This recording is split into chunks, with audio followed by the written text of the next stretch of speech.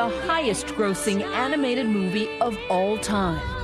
Now, Elsa, the Ice Queen, and her spunky sister Anna coming to life on Broadway I will not be a monster. with brand new songs, Not tonight. along with familiar favorites, 'Cause for the first time in forever. hoping to attract theatergoers with this glossy, high-stakes, multi-million-dollar frozen wonderland, complete with giant icicles, a 15-pound crystal gown, and a 5-foot-tall snowman named Olaf. It's You nice were to meet great. you. Yeah, Fantastic. thank you. Let it go. Let it Of course, there's that power anthem that first gave fans the chills. Let it go. Let It Go, immortalized by Idina Menzel. Perfect girl is gone. Don't let them in, don't let them see. Be Now the it's good Broadway girl veteran you Casey always Levy had taking on the be. ode to female empowerment. Don't let them know. Let It Go, at its core, is a song about letting go of expectations, of being perfect all the time, of doing everything for everybody else, and embracing the mess of life, and in doing so, feeling free finally. It's a song that everybody in the theater knows and is anticipating on some level. It's a big deal. I really try to tap into those lyrics and to what Elsa's dealing with. Let it go, let it go. Those lyrics courtesy of the songwriting duo Kristen Anderson Lopez and her husband Robert. Let it go. What Casey does when she sings, "The storm Rage on. I just have a nice little mix. She makes it sound like a storm is raging on. She's Her unbelievable. voice is really thunderous. Yeah. Almost irresponsible that we wrote that note held out for that long. But all we needed to do was get it once for the movie, and now we have someone has to sing it 8 times. Right, just to do it 8 shows a week. I can't stop smiling. How strange. The two-time Oscar winners have created a dozen new songs for the theatrical experience.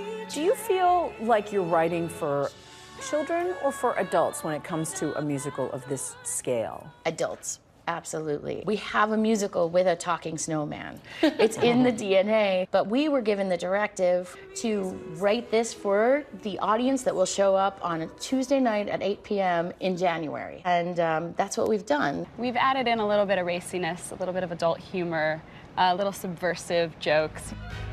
From the storyline down to the sequins, no detail too small. It took 41 hours of hand beating just to make the one dress. Those shoes are made by a humble cobbler named Manolo Blahnik. Yes, just Yes. coming up in the fashion world. Patty Murin plays Princess Anna. This is probably about 12 pounds, I guess. And you have to sing and dance in it. I have to do a lot of dancing in it. The other half of the love story between two sisters with a feminist twist. These are princesses who break their own spell. This show is also very much about sacrifice, and Elsa sacrifices her entire childhood for her sister. Anna sacrifices herself for her sister, and they save each other in that way. The selflessness. So many girls are looking for Prince Charming. Exactly. Which is exactly what Anna starts the show doing.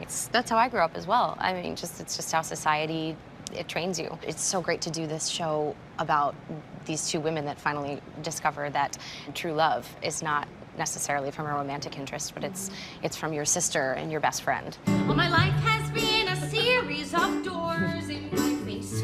But as in most fairy tales, there is a Prince Charming or two to woo the princess. I've been searching my whole life to find my own place. Comically played in Love is an Open Door. Love is an open door. However, in this story, spoiler alert, this prince isn't so charming after all. What's it like breaking all those girls' hearts every night when you turn evil? You know, it's, I have to say, I have a great time doing it.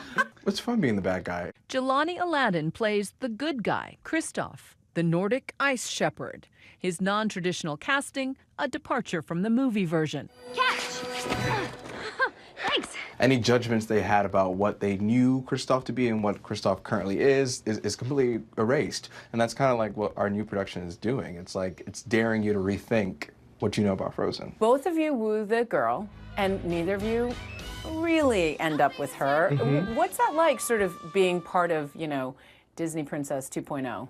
It's amazing to be part of the revolution of, like, you know, they don't need men, but men need them. How are you? Fine, how are you? I don't quite know which hand to shake. You can shake mine. And yet everyone needs Olaf, the lovable snowman who once again steals the show with his song and dance routines. Do you want to step with your right foot? Okay. And then go around in a circle. Nice. He's adorable. It's so much fun. He's like a classic vaudevillian clown, but he's also like a Shakespeare clown. Whereas he, you know, wherein he serves as the conscience of the play. You know, Yes. he's all knowing and all naive at Yes. the same time.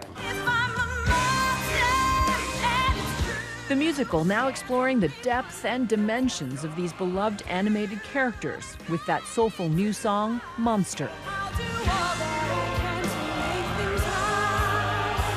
We wanted it not to feel like Let It Go, which is...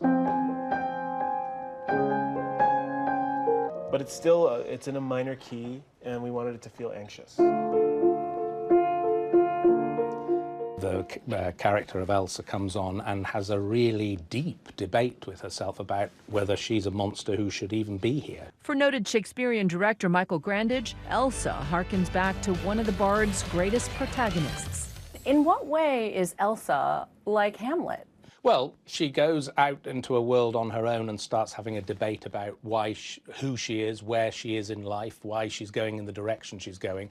So she has a colossal existential debate with herself, even in the middle of Frozen the musical. What would you say to the adult who would look at Frozen on Broadway and say, oh, that's a kid's show? I hope as an adult, I bring an adult's perspective to it while taking care of the kids with the story. The story up there is a story about love. Love goes the way through our life. It doesn't stop childhood. Much has been made of the fact that you're both Disney princesses in pants. Yep. These girls are real women, you know, and they need different outfits for different moments in their life. With Elsa, she can rock the beaded dress, and then when she's on the run, she needs a pair of pants to kick some ass. This is about empowered women. This is about a princess in pants. This is about nuanced, three-dimensional women dealing with leadership, love, and their own relationships. For Nightline, I'm Juju Chang in New York. Hi everyone, George Stephanopoulos here. Thanks for checking out the ABC News YouTube channel. If you'd like to get more videos, show highlights, and watch live event coverage, click on the right over here to subscribe to our channel, and don't forget to download the ABC News app for breaking news alerts. Thanks for watching.